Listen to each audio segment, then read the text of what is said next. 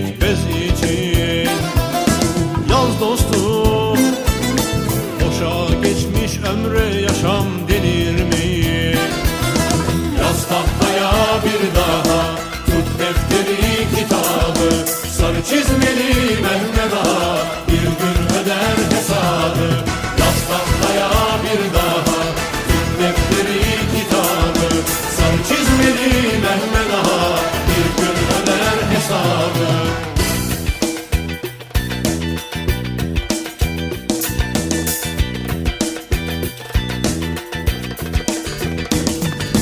Yaz dostum, yoksul görsen besle kaymak bal ile.